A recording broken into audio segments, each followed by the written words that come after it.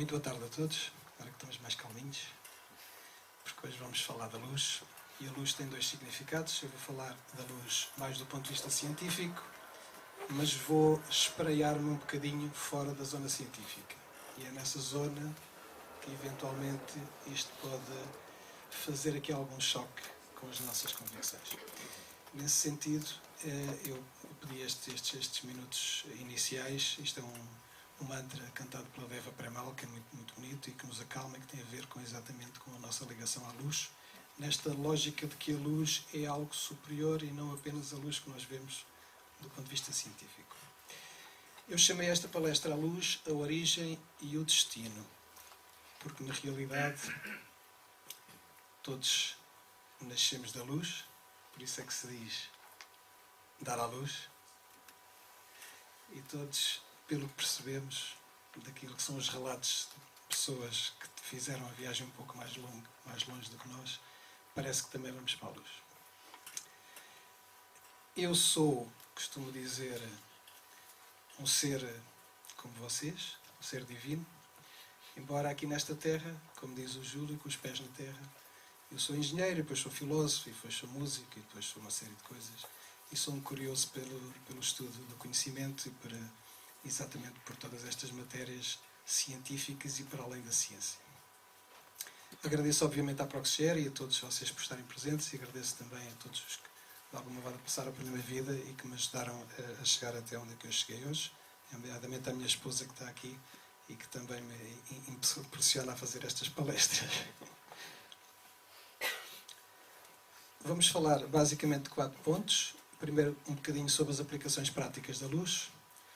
Depois, o que é a luz à luz da ciência, certezas e mistérios. E é aqui que depois fazemos a ponte para a dualidade e não dualidade. E depois da luz ao amor. E, portanto, aqui vou-me espraiar um bocadinho para fora da área científica e, portanto, para levar um bocadinho este tema um bocadinho mais longe. A luz é um tema muito vasto e estava para várias palestras, mas eu vou-me tentar concentrar só numa hora para ver se conseguimos depois ter algum espaço para debate. O nosso cérebro está dividido no hemisfério direito e esquerdo, e um deles tem muito mais a ver com a parte racional, que é um bocadinho a parte que está ligada à ciência, e depois tem uma parte muito mais artística, mais criativa, que está ligada exatamente a esta segunda parte que eu vou falar. As patinadoras artísticas têm sempre uma nota técnica e uma nota artística, que é muito giro, e tal como a música também existe uma pauta, portanto existe uma componente técnica, mas depois existe uma componente artística, que entra numa zona em que a ciência não consegue entrar. Okay? E portanto é por isso que eu vou falar da luz no aspecto técnico e depois vou falar da luz no aspecto artístico, chamemos-lhe assim. Começo normalmente pelas conclusões. Esta é uma conclusão de Albert Einstein, que ele foi buscar ao John Eddington Simons, já de 1840 e 1893, em que ele diz que a luz é uma sombra de Deus. Eu também cheguei um pouco a esta conclusão, mas acho que a luz, eu vinha agora a pensar, quando vinha para cá, é uma espécie de demo, demonstração. Nós no software temos uma demonstração antes de apresentar o software. A luz é assim um bocadinho como uma demonstração de Deus. É um pedacinho de Deus para nós termos, digamos, um cheirinho do que é Deus. Mas os grandes pensadores, e estas frases já vêm muito da antiguidade, já se dizia que a luz é uma sombra de Deus, e já vamos falar porquê. Tudo é relativo. Esta foi a conclusão da teoria da relatividade, do Einstein. Mas há uma coisa que não é relativa. E é isto que, de algum modo, faz levantar aqui a ponte do véu sobre a luz. A velocidade da luz no vácuo não é relativa. É talvez a única coisa que se conhece que não é relativa. É uma unidade absoluta. E, portanto, isto é, digamos, a ponte, é exatamente aqui que a ciência não consegue, digamos, ter um raciocínio normal técnico, mas tem que ir um bocadinho mais longe. Eu até tinha aqui uma frase muito gira que é: o bem e o mal só existe no dual. Uma conclusão, isto é mais uma conclusão minha de vida, que já apresentei aqui noutras palestras, é que estamos ligados a tudo e a todos e a única realidade é o amor. amor no sentido de Deus, absoluto, luz, aquilo que nós quisermos chamar. Portanto, esta dimensão para lá da dimensão mais terrena, e que para lá, enfim, já muita gente que estuda estas coisas, quando chega a estas fronteiras, chega também a esta conclusão, que a única realidade é o amor. E, portanto, saindo agora um bocadinho do céu para a terra, a luz tem hoje, apesar de não se conhecer, digamos, a origem da luz, digamos, onde é que está a origem da luz, nós conhecemos aquilo que a luz, o comportamento da luz. Esse comportamento da luz, só pelo seu conhecimento, permite-nos uma série de aplicações. Desde as antigas velas, para nos iluminarem, até às mais recentes aplicações de LEDs, de lâmpadas, de CDs, de luzes ultravioletas, de lasers, de radiografias. Isto é uma multiplicidade que nós hoje temos na nossa vida comum, no dia-a-dia, que utiliza a luz, do conhecimento que tem da luz, do seu comportamento, e aplica esse conhecimento para a criação de dispositivos e de coisas que nos servem para o nosso conforto da nossa vida do dia-a-dia. Se formos à Wikipédia, e portanto estas coisas estão todas na internet, a luz é uma onda eletromagnética. Isto a luz tem, já vou explicar a seguir, que vem de diferentes abordagens, e umas durante algum tempo na história ganham mais força e depois ganham outra força. Mas a luz, além de ser uma onda, também é uma partícula. E esta dualidade de onda-partícula que torna, digamos, a luz num comportamento que não é habitual dentro das coisas que nós conhecemos como matéria. A luz refrata-se, e todos que vocês conhecem este processo de refração, o mais visível são os arco-íris.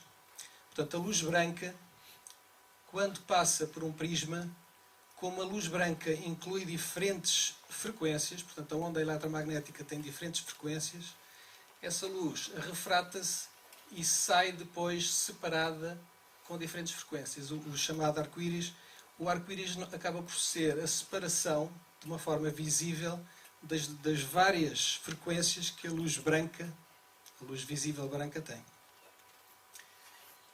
Temos hoje, recentemente, uma coisa chamada luz líquida. São experiências muito recentes, em que a luz consegue contornar um objeto como se ela existisse em todos os lugares do espaço, o que também não é normal. Se a luz vem daqui, deveria ter uma zona de sombra, mas a luz comporta-se de uma forma líquida. Isto também é uma experiência muito recente e, portanto, que também os cientistas ainda estão a tentar perceber o que é. E também o Carlos, foi o Carlos que me mandou esta ideia da luz, que Paulo. Também... Paulo. Foi o Paulo. Está cá o Paulo ou não? Ah, é o Paulo, desculpa. O que é o autotorque? O autotorque é a possibilidade de torcer a luz. A luz, quando nós fazemos a transmissão da luz nas fibras ópticas, a modulação é feita por amplitude ou por apagar e acender. Isto é uma forma, isto já se conseguia fazer isto na transmissão por cabo metálico, portanto, toda a parte de comunicações até agora era por cabo coaxial e, portanto, por cabo metálico, por cobre. Quando passámos para a fibra óptica, avançou-se bastante, digamos, as velocidades e a capacidade de transmissão, mas nós ainda não tínhamos a capacidade de torcer a luz. E esta é uma possibilidade nova que aumenta ainda mais a possibilidade de transmissão pela fibra óptica. Portanto, isto também é uma descoberta muito recente, tem semanas. A luz tem, inicialmente, desde a antiguidade até Newton, a ideia de que a luz era corpuscular. O que é que isto quer dizer? Quer dizer que a luz é como se fosse um jato de água. É um jato de partículas. E, portanto, a luz foi sempre entendida até Newton como sendo corpuscular. Aparece depois no século XVII a ideia de que a luz é ondulatória, mas só é no século XIX é que passa a ter esta ideia de ondulação. E, portanto, associar a luz a uma onda eletromagnética. Isto é bastante recente, mas ganhou força. E o que acontece é que o Einstein vem dizer que, afinal, são as duas coisas. Eu já tinha dito na palestra anterior sobre a física quântica, que acho muito, muito engraçada esta frase, que uma coisa são duas coisas. E isto faz-me lembrar, enfim, é um bocado a minha teoria, e hoje vou chegar um bocadinho também a essa conclusão, de que isto é os 0 e 1, os bits, o 0 e 1, tudo o que é computadores é feito de 0 e 1. E, portanto, nós, na realidade, a coisa mais básica, mais baixa do que nós somos feitos, são duas. Que é, levanta aqui a ponta do véu que somos digitais. Quando a luz se propaga no espaço, se comporta como uma onda, mas quando incide sobre uma superfície, passa a se comportar como uma partícula. A luz, como onda, nesta zona aqui, desde os raios cósmicos, raios gama, raios X, infravermelho, radar, UHF, onda média, frequência aqui mais baixa, que vai até aos 50 Hz da frequência da eletricidade que nós usamos em casa, de toda esta, digamos, amplitude, de toda esta gama de frequências possíveis da luz, a parte visível é apenas entre os 400 THz e os 750 THz. É aquilo que nós vemos. Quando nós dizemos que é de noite, a única coisa que é de noite é aquela coisinha ali, é o Sol. Desligou aquela parte. Mas ele desligou aquela parte que nós vemos, porque na realidade o Sol depois emite mesmo uma série de outras coisas. E portanto a luz como frequência, como onda, tem esta possibilidade toda. Ok? E nós só vemos com os nossos olhos este bocadinho que dá. Só para terem uma ideia da nossa limitação ao observar a luz. Né? Porque nós dizemos, vem ali uma luz e estamos a ver só aquela parte visível, mas nós não sabemos do espectro todo. Isto chama-se espectro. Portanto, o espectro de frequências não sabemos exatamente o que é que lá vem. Portanto, digamos, temos os raios gama, que são coisas que já atravessam, já têm uma parte que atravessa os átomos. Os raios X, que já são conhecidos há bastante tempo. Nós não os vemos, mas vemos as evidências dos raios X. Né? Imaginando que nós tínhamos a possibilidade de ver raios X, nós víamos as pessoas transparentes. Nós não temos essa possibilidade, mas conseguimos criar máquinas que o fazem. Depois temos o ultravioleta, que é a zona aqui que já começam a aparecer lâmpadas ultravioleta que são ali na fronteira entre o violeta e o ultravioleta, e estas lâmpadas o que fazem é a chamada luz negra. Vocês quando vão às discotecas, tudo o que é branco realça, porque tem uma luz que é uma luz próxima ali do ultravioleta. Dá também para aplicações para ver notas e para ver outro tipo de coisas. Portanto, esta é a zona aqui da luz ultravioleta. E depois entramos no espectro visível e entramos numa zona que é o infravermelho. O infravermelho permite outro tipo de imagens que tem mais a ver, o infravermelho tem mais a ver com a emissão de calor. E, portanto, nós conseguimos, enfim, é chamada imagem térmica, de conseguir imagens deste estilo, que também são muito usadas hoje na medicina e noutros aspectos. Depois vamos aqui para os raios T, que não são muito conhecidos. Entramos nas micro-ondas. As micro-ondas têm a ver com as parabólicas, têm a ver com os micro-ondas que nós temos em casa. Portanto, é um tipo de frequência que anda aqui nesta zona do espectro. E depois temos as ondas rádio, depois temos ondas muito mais baixinhas. E depois é assim, daqui para cá e dali para lá é filosofia. Porque a ciência não tem esta capacidade. E, portanto, isto para o nosso tema que nos interessa aqui, portanto, pode haver quem trabalhe muito para além daquilo e muito para cá disto. Ok? Porque uma frequência ondulatória de 1 Hz é uma coisa que oscila 1 segundo. Uma frequência oscilatória, por exemplo, de 1 século. Imagina uma pedra oscila a 1 século, nós não vemos, não é? Se aquilo oscila de 1 século para um lado e 1 século para o outro, são coisas que nós não vemos. Portanto, isto para o lado de cá é filosofia, para o lado de lá também. A luz, como onda, como vocês já viram, tem várias, aparecem-nos como cores. A cor vermelha com uma frequência mais baixa, a cor azul com uma frequência mais alta. Frequência mais alta quer dizer energia mais alta. Isto depois eu também já debati este assunto noutros encontros, que as pessoas têm um bocado a ideia de quando elevam a frequência, ficam mais relaxadas. É um bocadinho ao contrário esta lógica de elevar a frequência da nossa forma, não é bem, é exatamente ao contrário.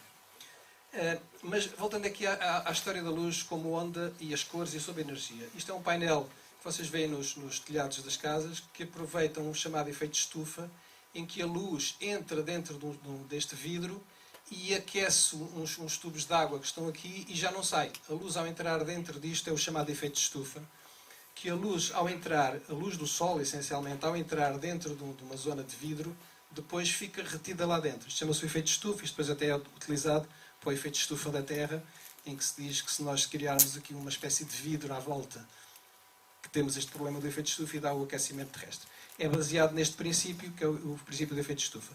Eu gosto muito de chamar a atenção disto, que isto é um dos princípios mais básicos da termodinâmica, e as pessoas usam muito os stores pelo lado de dentro dos vidros, em vez de ser pelo lado de fora. É uma coisa que não faz muito sentido.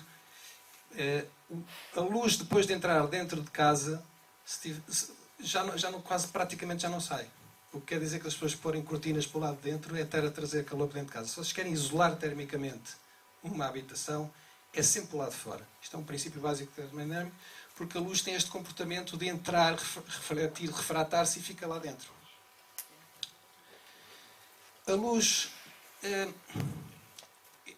começa aqui a haver uma correspondência depois com a parte esotérica, com os chakras, e portanto a ideia de que a parte mais básica, aqui vermelha, tem uma frequência mais baixa e a parte mais lilás ou violeta será a frequência mais alta. Portanto, isto tem uma correspondência com os chakras.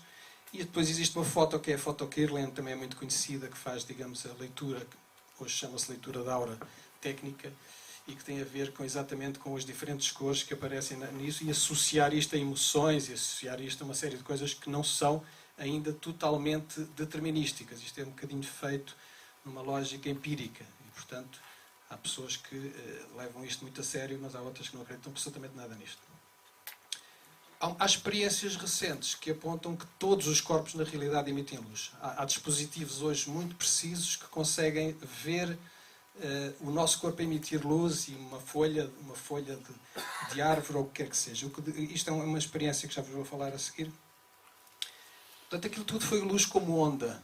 Quando entramos na luz como partícula, o mais conhecido é o chamado efeito fotoelétrico, que é um efeito que deu o prémio Nobel a Einstein, e que, portanto, é esse efeito fotoelétrico que faz hoje a geração de energia solar através de painéis solares.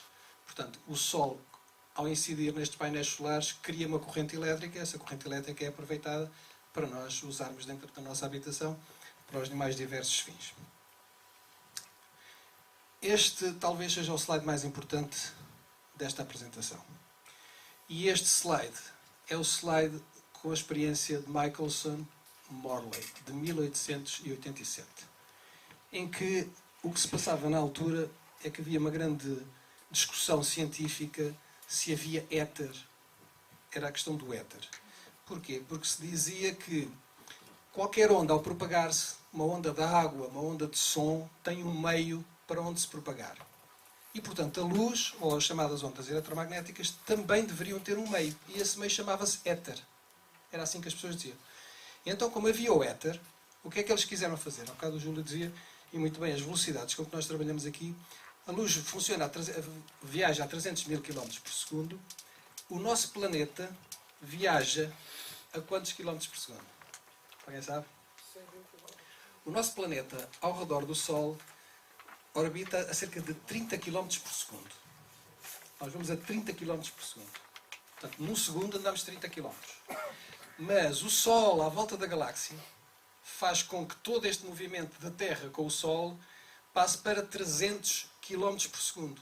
Portanto, já estamos a falar de 300 mil para 300. De qualquer maneira, eles acharam e fizeram uma experiência que com estas velocidades já era possível tentar perceber, porque se a Terra vai a uma velocidade de 300 km por segundo através do espaço, ok?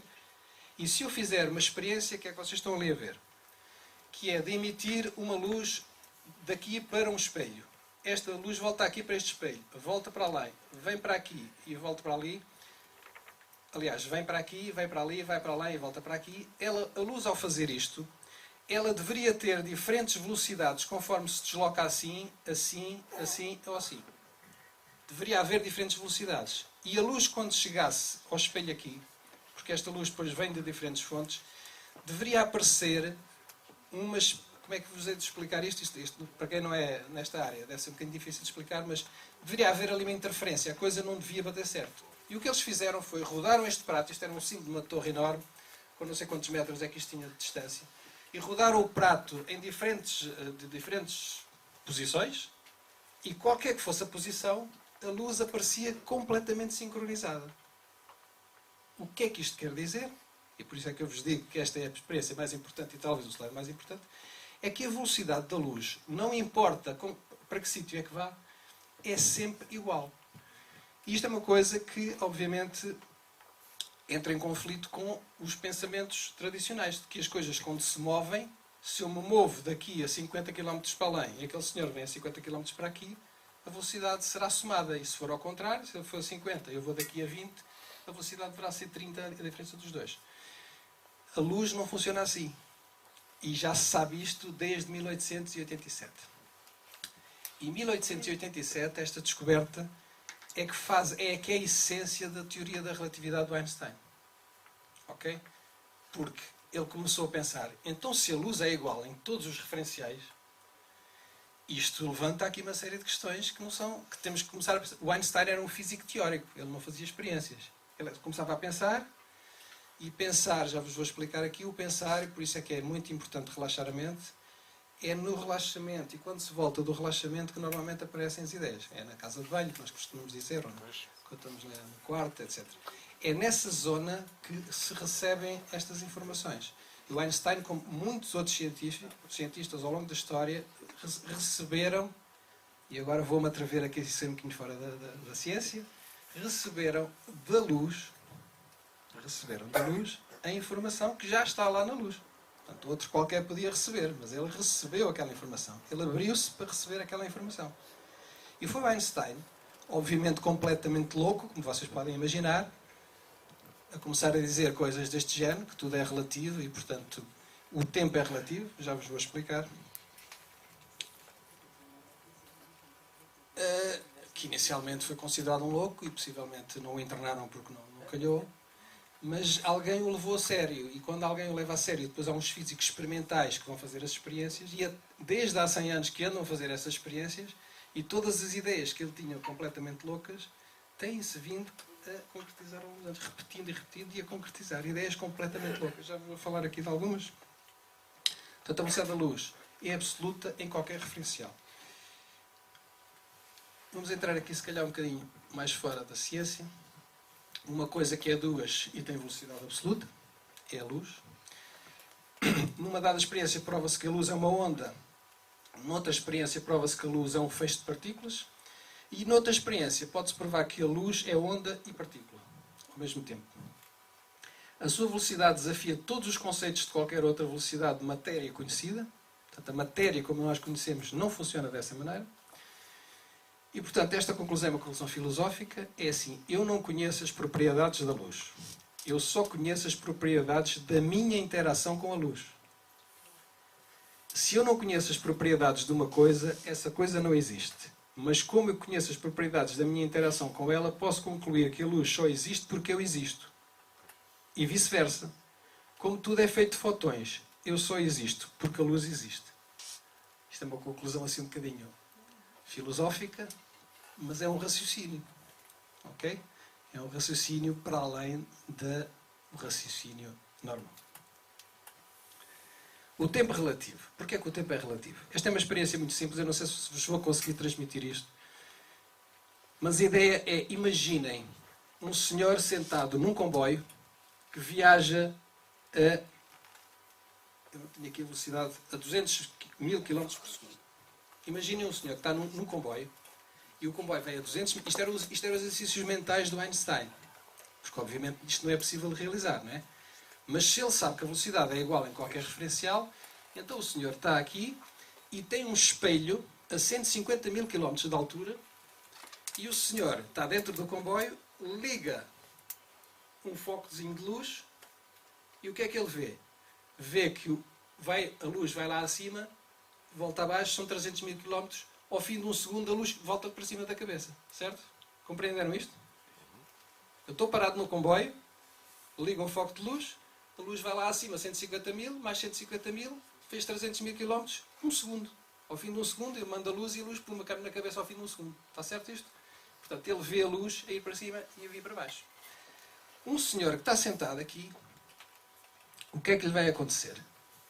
Ele vê aquele senhor a fazer aquela experiência, mas como o comboio vai a 200.000 km por segundo, entre o tempo em que isto vai lá acima ao espelho e volta abaixo, este percurso é superior a 300 mil quilómetros.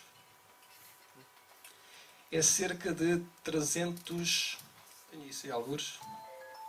360,555 km. Perceberam isto?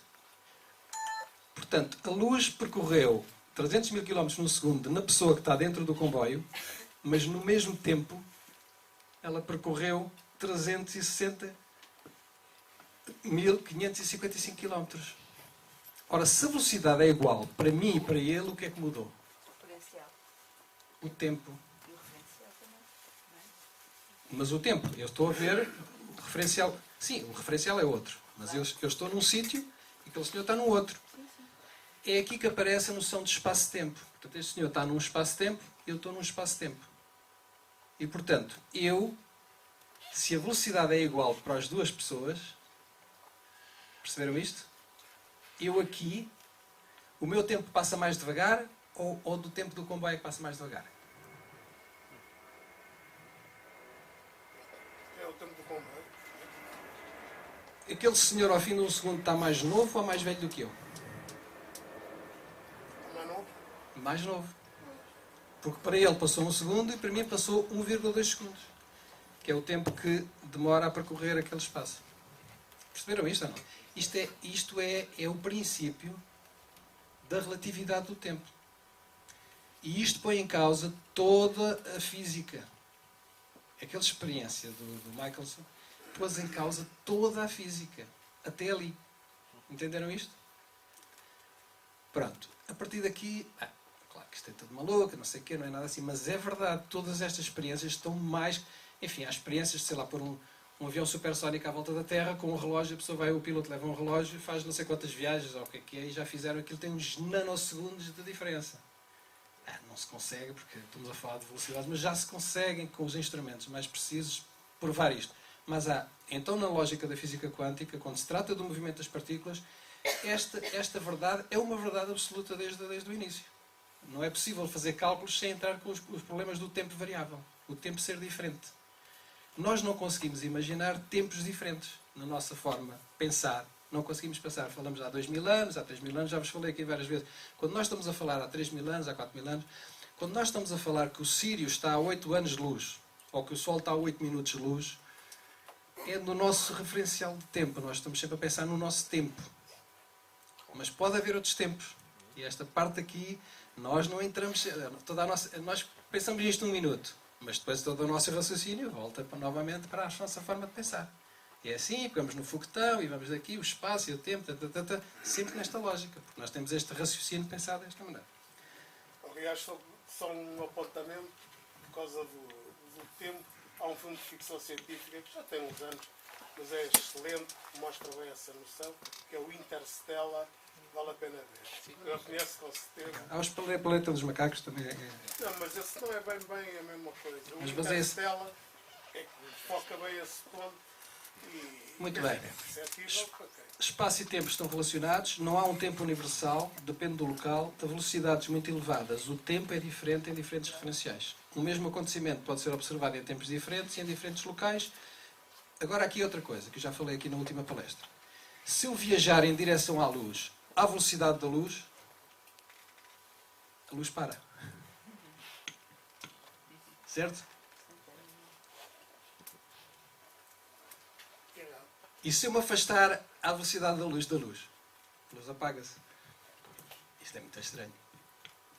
Eu não posso ter isto. Muito estranho. Se afastar à velocidade da luz ao superior, apaga-se. Sim. O superior, atenção, o superior é sempre, ficou definido na ciência que não se pode andar mais do que a velocidade da luz. Porque isso entra em contradição com uma série de outras coisas. Mas pronto, imaginando. Mas isto é assim, se eu viajar em direção à velocidade da luz, contra a luz à velocidade da luz, a luz apaga-se. Ok?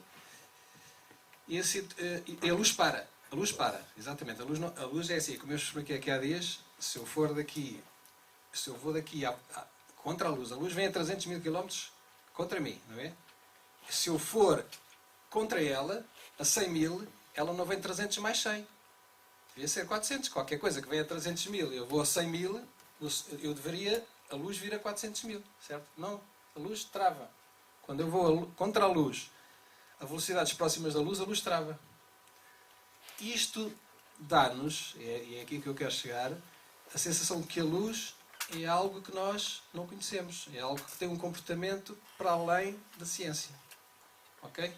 Por muito que aplicações que nós fazemos da luz, e nós brincamos com a luz a fazer tudo e mais alguma coisa, desde este projetor, estas luzes, os LEDs, agora tudo uma série de coisas que é feita com a luz, a fibra óptica, nós só brincamos com os efeitos da luz. Nós não conhecemos a essência, o que está por lá da luz.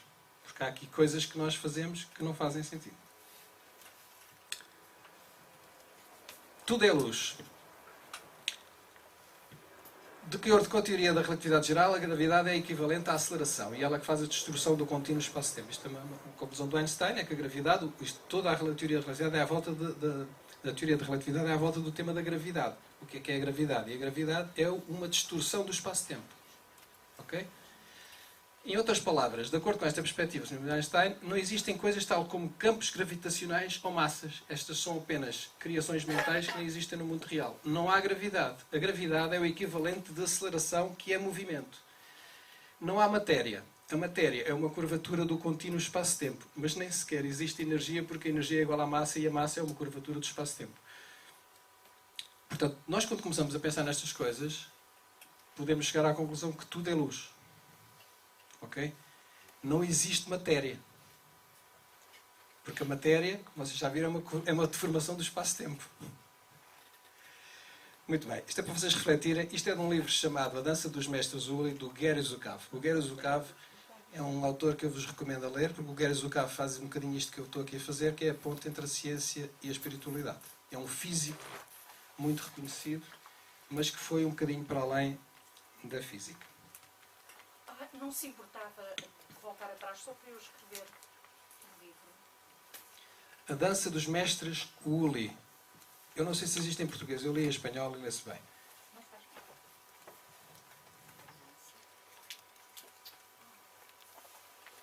A luz é um tema que já vem de há muitos milhares de anos. Já se falava em luz antes de Cristo e para lá bem, para lá.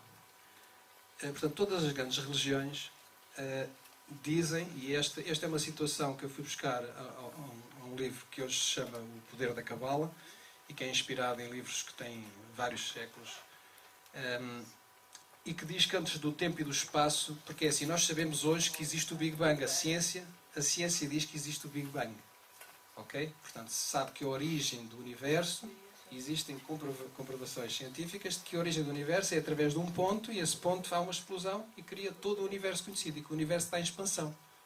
O que a ciência não explica é o que é que havia antes do Big Bang. Muito bem? Mas a religião já explica.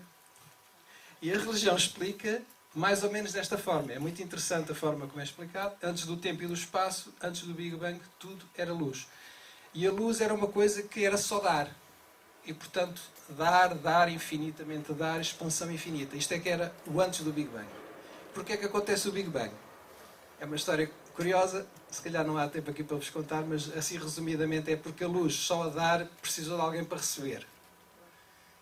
E quando criou esse alguém para receber, esse alguém para receber não se sentiu digno, houve uma altura no tempo que não se sentiu digno só de receber. Então também queria começar a dar. E aqui é que começa o Big Bang. Esta é a história que a religião explica para lá do Big Bang. Portanto, antes do Big Bang, tudo era luz. E voltamos aqui ao tema que nos traz aqui e que nos faz suspeitar, porque se a luz é assim algo estranho, do ponto de vista científico, porque é que isto não há de ser verdade, não é? Ainda se mantém teoria só. O quê? O Big Bang ainda se mantém teoria. Mas é uma teoria já muito comprovada, porque... Sim, mas é teoria só, não é? Sim, mas é um ponto assente da ciência. Existe um conjunto de comprovações, não é? Portanto, as galáxias, o estudo das galáxias e a forma como todo o universo está em expansão, consegue-se perceber que tudo sai do mesmo ponto e que esse ponto foi criando a tabela periódica dos elementos neste processo expansionista e que criou o universo. Isto, hoje, existem modelos em computador para fazer isto. Pronto, mas é um ponto que toda a gente acredita que isto sai de um ponto. Depois já vou explicar. Já vai explicar já outra teoria. Muito bem. Ora, o Sol é talvez a luz que nós conhecemos melhor. É a luz que inspirou, enfim, povos como os egípcios a criarem o Deus do Sol, e, portanto, o Sol, como fonte de luz, é algo que, de algum modo, inspirou toda a nossa civilização para adorar esta questão da luz. E a luz depois traz uma coisa que é a sombra. A sombra não é mais do que a ausência de luz, ou seja, a sombra não existe. As pessoas, quando falam em escuridão e falam em sombra, é perceber que a sombra não existe. Não existe a ausência de luz. Portanto, só o que existe é luz. E, segundo esta teoria religiosa que eu vos falei, mas outras também dizem o mesmo, é que nós somos uma versão limitada, a sombra é uma versão limitada da luz. O que é que quer dizer? Quer dizer que todo o universo que existe é só 1% e, portanto, a luz é 99%. E se nós não conseguimos entender isto. Mas é um bocadinho esta a ideia de que nós, aquela primeira frase, que a luz é uma sombra de Deus, portanto, nós, na realidade, somos uma versão limitada da luz. E, portanto, a escuridão é a ausência de luz, já dizia Einstein. Esta é a história que eu vos estava a explicar, portanto, a não-dualidade, depois o Big Bang e depois a dualidade. A dualidade tem os orientais chamam o Yin e o Yang, portanto, as duas versões, e tem uma coisa muito interessante que me disseram uma vez, que eu não sabia, que é o Tao, que é a ligação entre os dois, porque existe o Yin e o Yang e o Tao. É importante perceber isto. Mas o que é o Tao? É a ligação entre o Yin e o Yang. É aquilo que faz a ligação entre os dois. Ok? Consegue perceber? Porque uma coisa é o bom e o mau, e depois a ligação entre os dois, que é para fazer a harmonia. E, portanto, um bocadinho a aproximação da não-dualidade, não é? Portanto, isto será a dualidade e isto será um bocadinho a não-dualidade. Um passo nesse sentido. O que é que um ser humano realmente deseja na vida? Uma vez perguntaram isto às pessoas. Querem dizer algumas palavras? Ser feliz. Felicidade, Para mim é ter paz. realização, paz, saúde, amor. Enfim, são tudo questões, algumas dessas palavras sim, fazem parte do... Mas o que na realidade o ser humano realmente deseja da vida é luz. E é isso que ele vai ter. É isso que ele vai ter. Fiquem todos descansados. Não ouvi a última parte. O que o ser humano realmente deseja da vida é luz. E vai ter.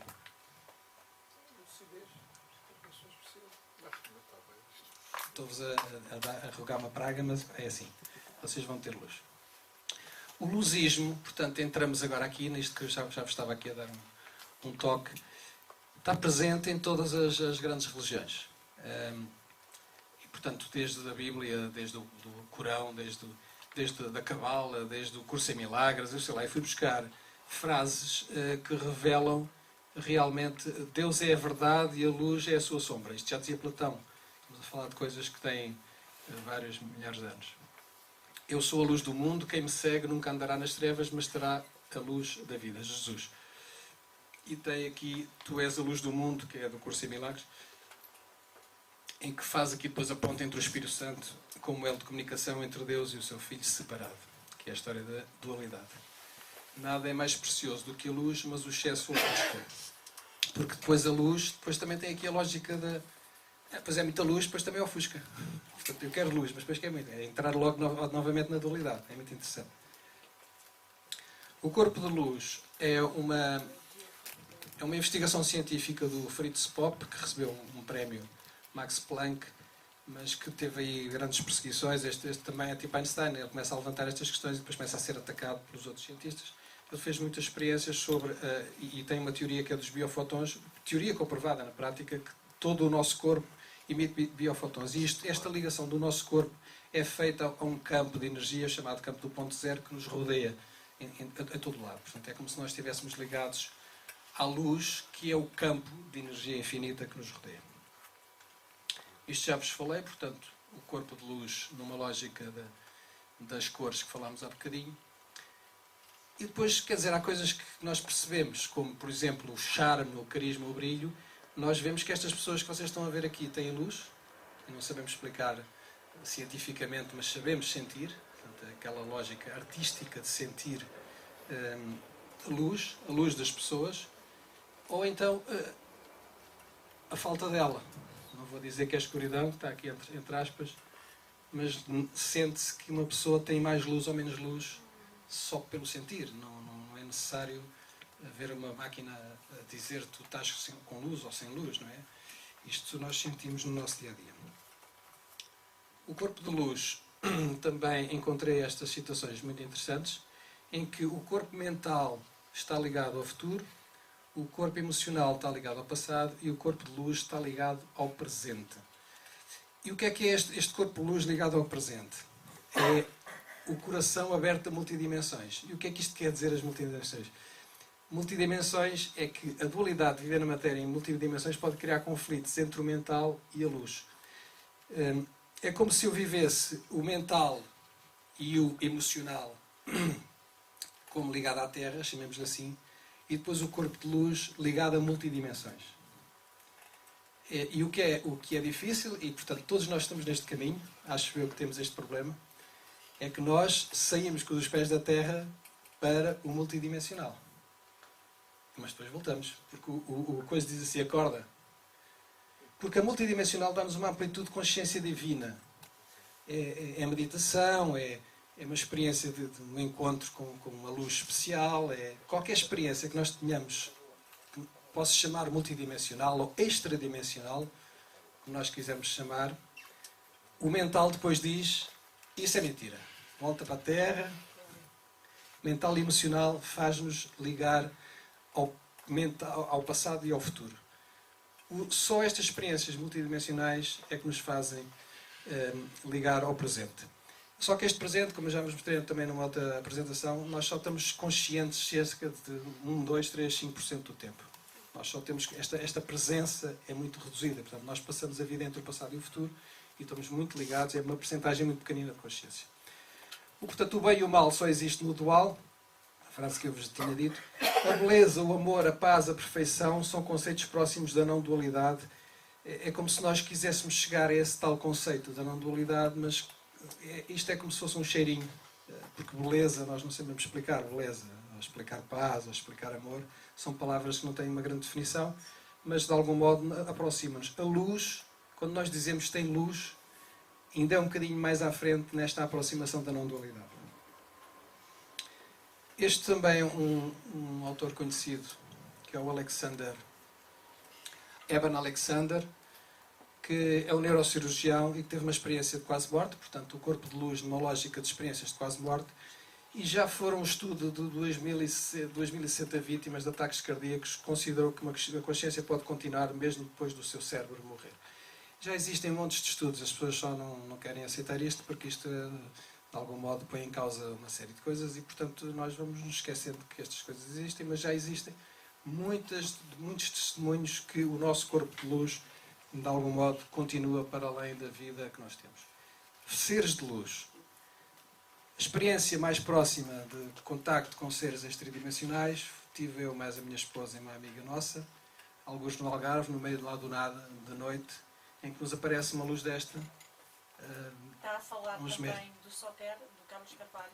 Sim, Foi sim. com o Carlos Carvalho. Sim, quando estivemos com o Carlos Carvalho, apareceu-nos esta luz ali, vinda do nada, num espaço, e teve ali uns segundos e desapareceu. E, portanto, é aquilo que eu vos digo. A nossa parte multidimensional diz, uau, tive uma experiência fora do tempo e do espaço, e depois o mental a dizer, não, ele era uma moto, era não sei o quê, era uma coisa ali que passou ali, sempre a negar esta experiência multidimensional. Portanto, os seres de luz, que tem muito a ver aqui com o nosso grupo de debate, que depois aparecem noutros formatos, desde as chamadas orbes aos crop circles. Já vos mostrei aqui um filme de um cão nosso, de uns amigos nossos que passa a vida a olhar para as paredes. Ainda não viram esse filme? Passa a vida a olhar para as paredes e abanar o rabo, olhar para uma parede branca, minutos e minutos a abanar o rabo, não é normal. Os gatos também. Seres de luz, portanto, também esta lógica da ovniologia.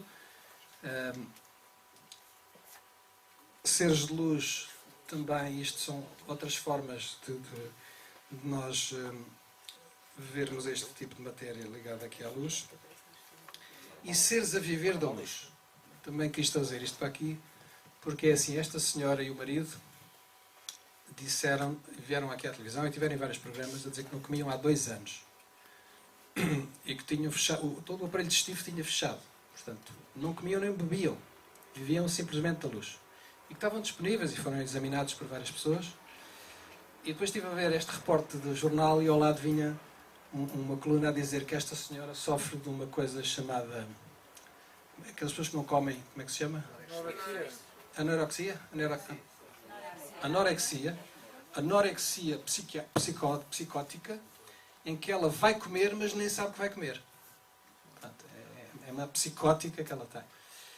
E era a explicar como é que é possível alguém estar 2 anos sem comer. Ok? E há vários testemunhos. Mas aquele senhor que está além já é 60 anos, é um bocado mais complicado. E o que eles fizeram com o senhor foi fechá-lo dentro de uma sala durante 1 semana, cheia de câmaras por todo lado. E foi filmado, e está na internet este depoimento.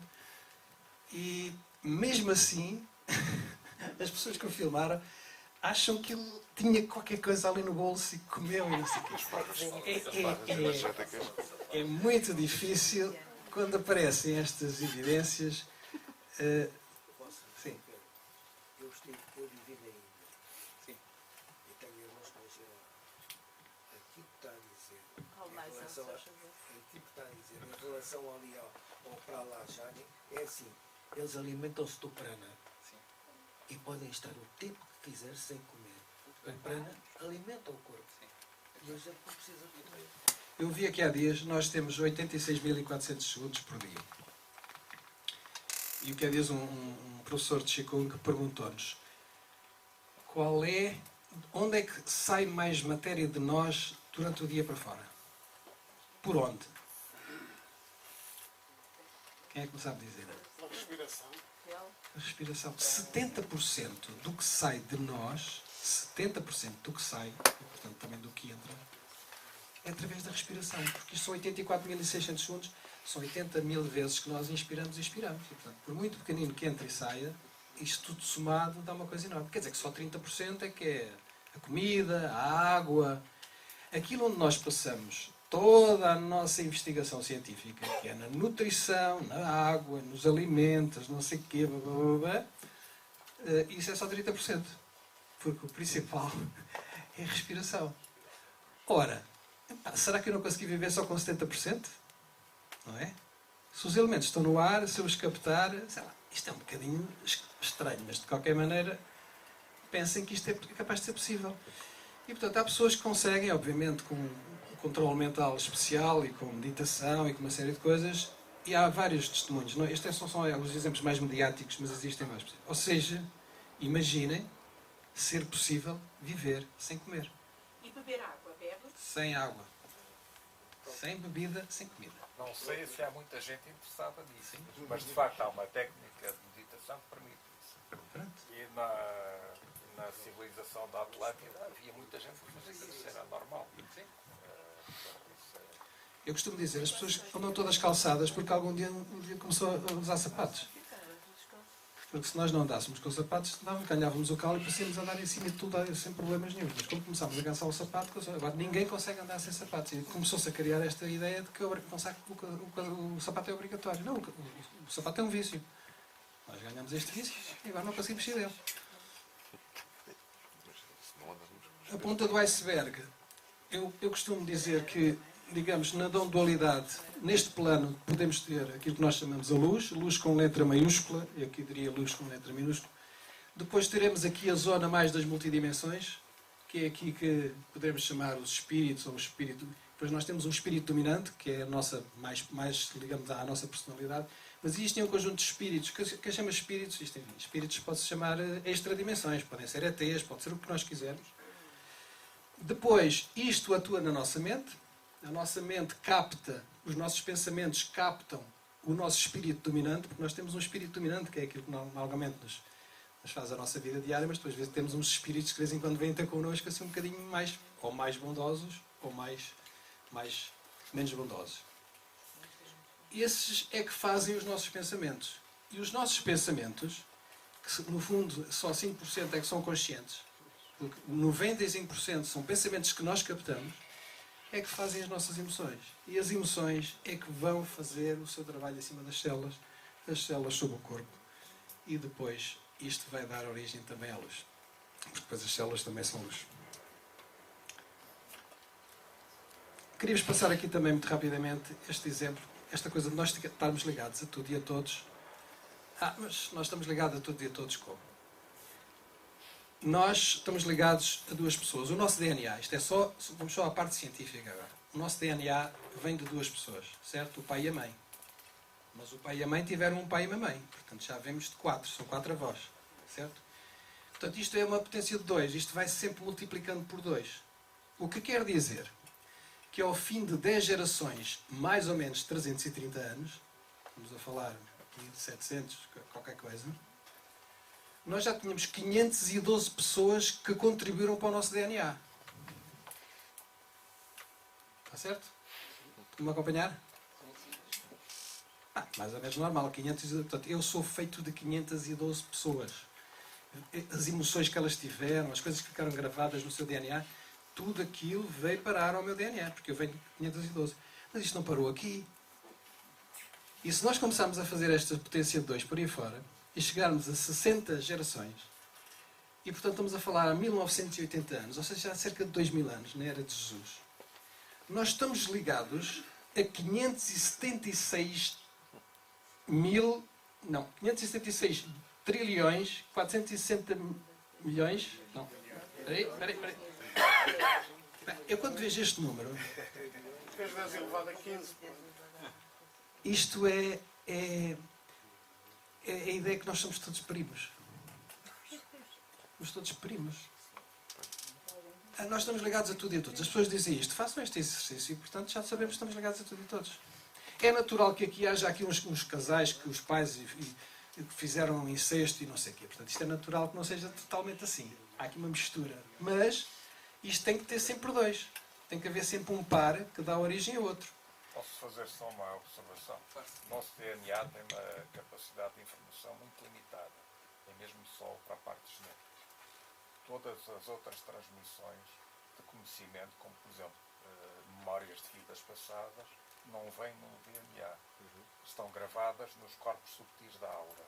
Que o DNA não tem essa capacidade, nem de perto nem de longe, de armazenar a informação. É só mesmo a parte genética.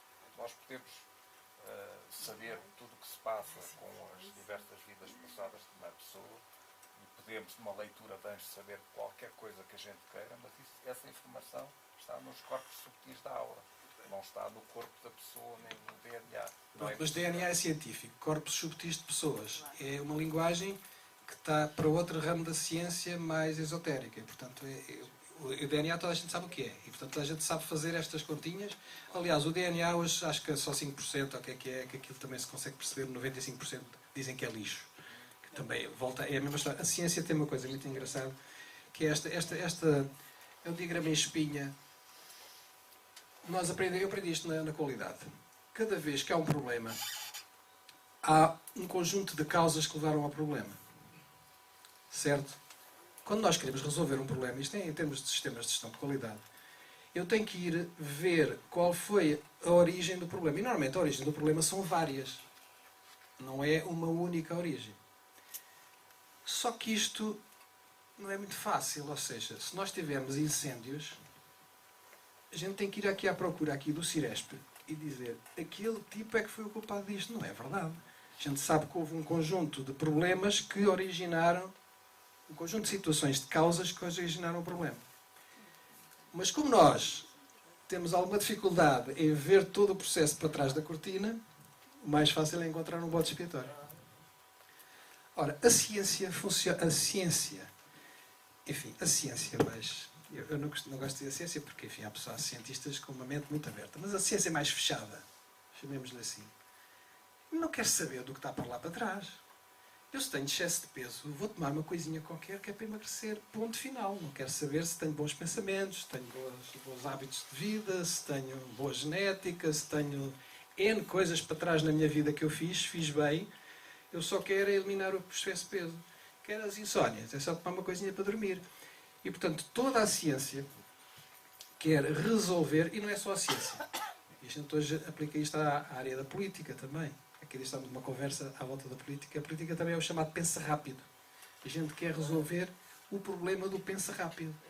A miopia é se os nossos olhos não querem ver algumas coisas, os olhos começam a fechar. Então o que é que nós fazemos? Pomos umas lentes. Mas aquilo continua a querer fechar. Mas porquê é que os olhos querem fechar? Porque deve haver um conjunto de coisas que fazem com que aqueles músculos queiram fechar.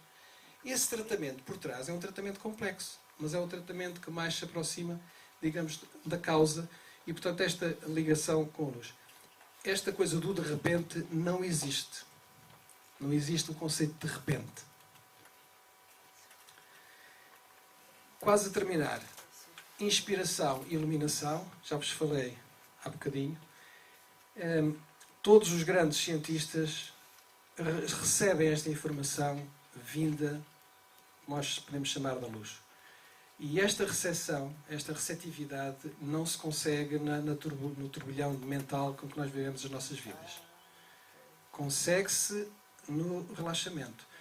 Portanto, é evidente, tem que ter algum conhecimento, tem que ter a parte mental, raciocínio, a emoção, tudo isso é certinho, mas a inspiração ou a iluminação vem em estados alterados de consciência. E, portanto, o acesso à luz, chamemos-lhe assim, vem através desses estados. Eu só vos queria chamar a atenção, quando nós olhamos para o céu estrelado, a luz de Sírius está, por exemplo, é a luz mais brilhante, a estrela mais brilhante no céu, está a 8 anos de luz. Ou seja, eu estou a ver o que se passou há 8 anos atrás. Mas se eu olhar para o céu estrelado, eu estou a ver o que se passou há 100 anos, há 1000 anos, há 300 anos. Dos vários pontos do espaço, estão a chegar em direto informação que se passou há centenas ou há milhares de anos atrás. Finalmente, a meditação é aquilo que, no fundo, é o denominador comum. Todas as minhas investigações que tenho feito à volta destes temas, é sempre o denominador comum que nos faz abrir a consciência, que nos faz a expansão de consciência, que nos faz ajudar a curar. Se eu tenho um problema de saúde, a meditação ajuda-me a resolver as causas que estão por trás naquela zona da espinha. É evidente, se eu tiver uma coisa aguda e complicada, convém tomar um medicamento, porque resolve imediatamente a consequência, mas tudo o que está para trás e que chegou àquele problema, normalmente é através da meditação que se consegue resolver. E há muitas meditações que ajudam nós a chegarmos à luz. Não só na parte da cura, mas também na realização de sonhos. Muitas das coisas que nós visualizarmos, há agora estudos científicos muito giros sobre isto, sobre o cérebro, porque agora quem consegue chegar às horas... Que nos aconselha que fale sobre isso? Como? Que livro é que nos aconselha que fale sobre esse assunto? Eu já li tantos livros, não sei agora qual é que lhe ia aconselhar, mas há muitos livros sobre isto. Sobre meditação, sobre cura, enfim. Quando o senhor fala de sonhos, é sonho mesmo, aquilo que se tem quando está a dormir? Não, ou no sentido figurado? No sentido figurado. Eu tenho uma vontade de fazer qualquer coisa, o meu cérebro não consegue distinguir entre a realidade e aquilo que eu estou a pensar. Há experiências muito giras que é eu ficar durante umas horas a pensar que estou no ginásio e ao fim de alguns tempos, e há outra pessoa que está no ginásio, ao fim de alguns tempos os meus músculos começam-se a desenvolver. Mesmo sem estar a fazer ginástica. Portanto, estas são as experiências que se fazem hoje, recentes, e que de algum modo nos trazem a ideia de que a meditação ou a ligação a estes pontos mais altos, chamemos-lhe luz, portanto aqui no tema da palestra, fazem-nos de algum modo chegar a esse tipo de resultados mais facilmente.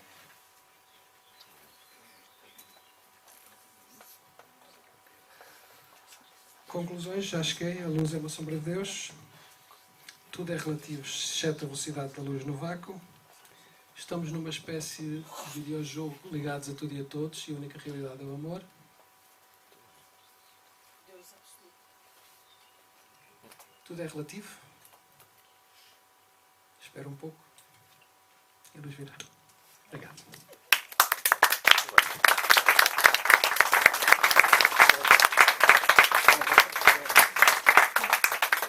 Temos a luz. E